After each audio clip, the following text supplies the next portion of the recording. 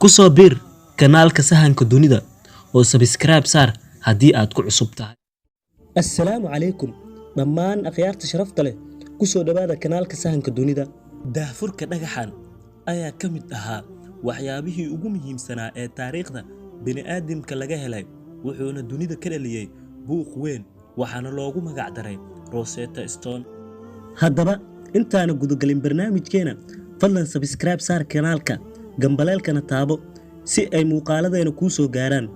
Haddii uu ku anfacana muuqaalkani, fadlan like garee. Dhirirkiisu dhagaxan waa 10 sentimitir, baliciisuna waa 75 sentimitir, dhumucdiisuna waa 11 sentimitir. Wuxuuna xal u noqday xalinta waxyaabo qarsoon ee ilbaxnimadii hore sida masaarida. Laakiin dhagaxu wuxuu door ka qaatay ku dhawaad 14 qarni gacmaha boqoro, kaasi oo ka qayb ahaa ololihii Faransiiska ee ka dhanka ahaa Masar. Bishii Luulyo 1799 iyadoo ku guda jirta howlo dib u soo celin iyo ballaarin qasriga Keedba ee magaalada Rashiid ee waqooyiga Masar, waxaa la arkay dhagax madow oo ay ku qoran yihiin luuqado qalaad, wuxuuna ku dhex jiray dhagxaanta qalcada. Waxay ahayd mid ku baahsan waqtigaas in laga dhigo qalcado iyo masaajidyo. Dhagaxyada macbuudyadii hore ee Fircoon. Bojad wuxuu isla markiiba gartay inuu horjoogo dhagax aad muhiim u ah oona qadiimi ah. Wuxuu isla markii dhagaxii ku daabacay wargeysyadii ololihii Faransiiska. Faransiiskuna wuxuu ugu magac daray Rosetta Stone. Bilyonna wuxuu amray in dhowr warbixin laga sameeyo si saynisyahanadu u ogaadaan luuqadaha ku yaal. Jabkii kadib dagaalkii badda ee Abuqir, Faransiisku wuxuu dib ugu soo laabtay magaaladii Alexandria isagoo la yimid dhammaan waxyaabihii qadiimiga ahaa ee ay ka soo qaateen Masar oo ay ku jiraan dhagaxii Rosetta Stone. Ciidamada Faransiisku waa ay isdhiibeen, waxaana la saxiixay heshiis isdhiibid ah, kaasi oo dhammaan waxyaabihii qadiimiga ahaa ay haysteen waxaa lagu wareejiyay dhinaca Ingiriiska oo uu ka mid ahaa Rosetta Stone.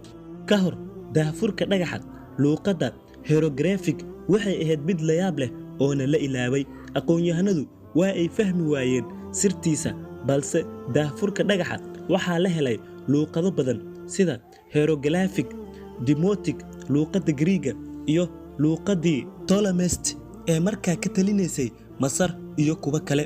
Aqoon-yahanadu waxay awood u yeesheen inay aqriyaan luuqadihii hore ee Giriiga, taasina waxay fure u ahayd kala saaridda astaamaha qorista iyadoo isbarbardhig lagu sameynayo labada qoraal.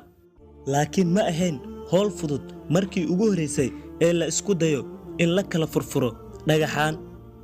Inkastoo uu isku dayay fiisigisyahankii Ingiriiska ahaa ee Thomas Butin, inkastoo uu ahaa fiisigisyahan, laakiin wuxuu ahaa qof jecel luuqadda hieroglyphiga.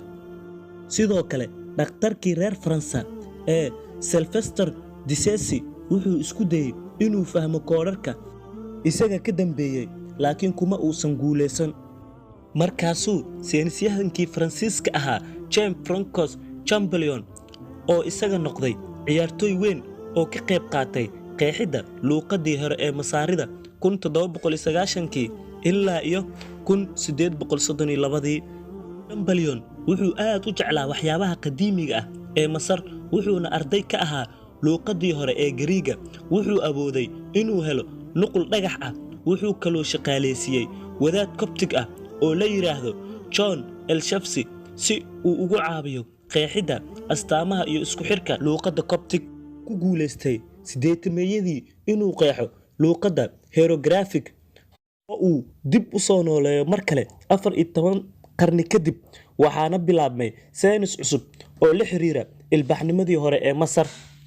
Dhagaxana hadda wuxuu ku jiraa matxafka Ingiriiska. Waxaan rajaynayaa in uu muuqaalkani ku caawiyay. Haddii uu ku anfacay, la wadaag oo sii gaarsii asxaabtaada kale. Haddii aadan horay subscribe u saarinna kanaalka, hadda subscribe saar si aad muuqaaladeena dambe ula socoto.